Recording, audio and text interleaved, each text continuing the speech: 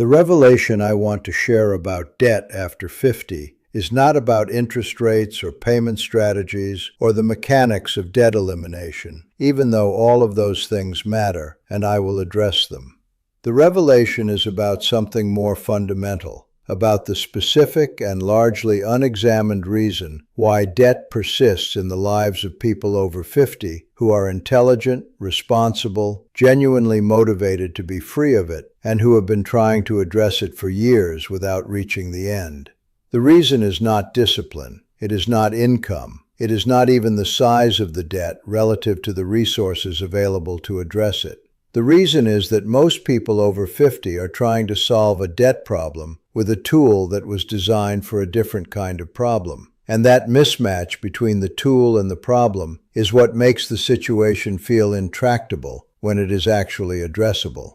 My name is William Grant. I have spent 40 years working with people on the full range of financial challenges that life presents. And debt is the challenge that produces the most consistent pattern of misdirected effort I observe. People work hard on it. They make sacrifices. They reorganize their spending and their priorities. And yet the debt persists, or reduces slowly, or reduces and then grows again, because the approach they are taking addresses the symptoms of the situation rather than its structure. And a debt problem that is addressed at the symptom level will always recur, because the structure that produced it remains intact. The structural insight I want to offer is this. Debt after 50 is almost never a spending problem. It is almost always a gap problem, a problem created by the distance between income and the cost of a life that was built over decades at a level that assumed a trajectory of income growth that either did not materialize as expected or was disrupted by events outside anyone's control.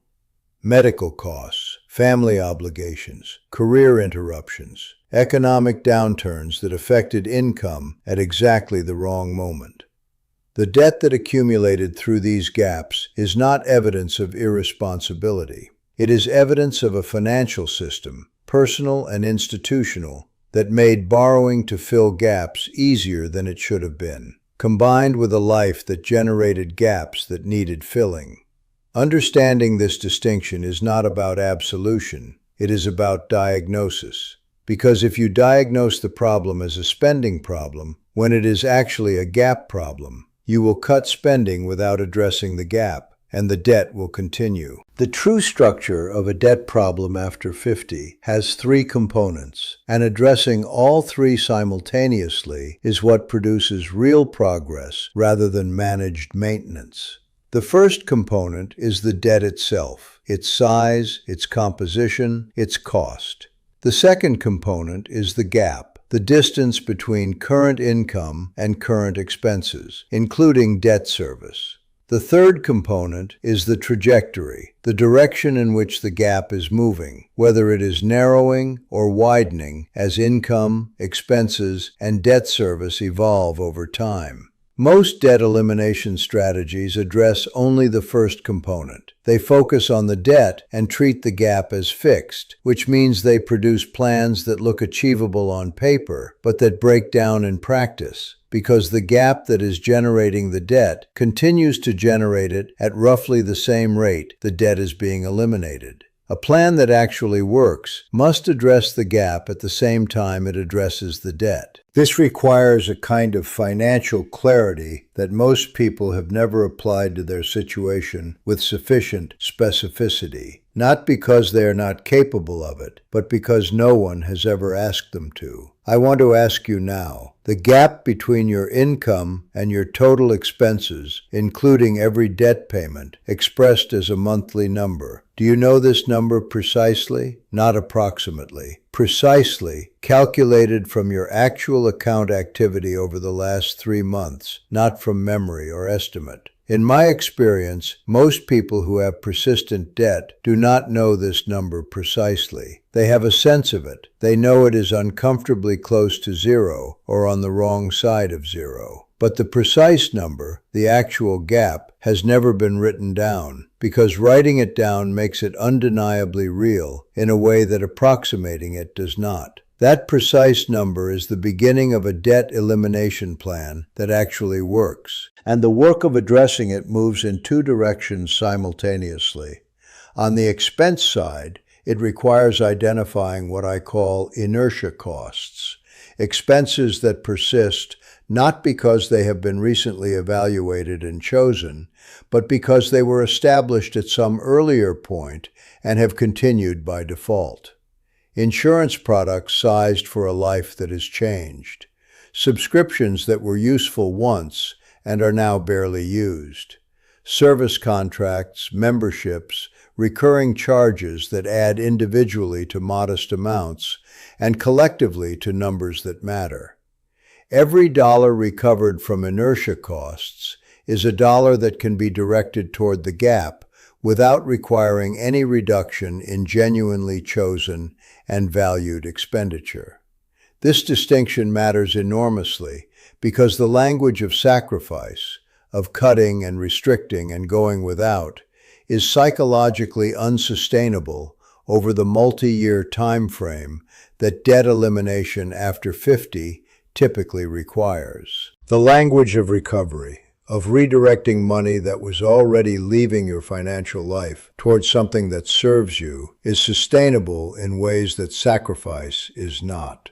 On the income side, addressing the gap after 50 requires recognizing something that the standard financial conversation consistently undervalues, that the professional expertise accumulated over a career is a financial asset with market value that most people are using in only one of its several possible forms. At 50, you have knowledge, relationships, and demonstrated competence in your field that 30-year-olds do not have, and that has a value to the market that extends well beyond the salary or income your primary employment provides. Consulting work, advisory roles, teaching or mentoring in professional contexts, writing or content that capitalizes on what you know. These are not exotic side hustle ideas. They are extensions of what you already do, in forms that the market will compensate separately, and in many cases, they generate income that is meaningfully supplemental without requiring anything resembling a second full-time job.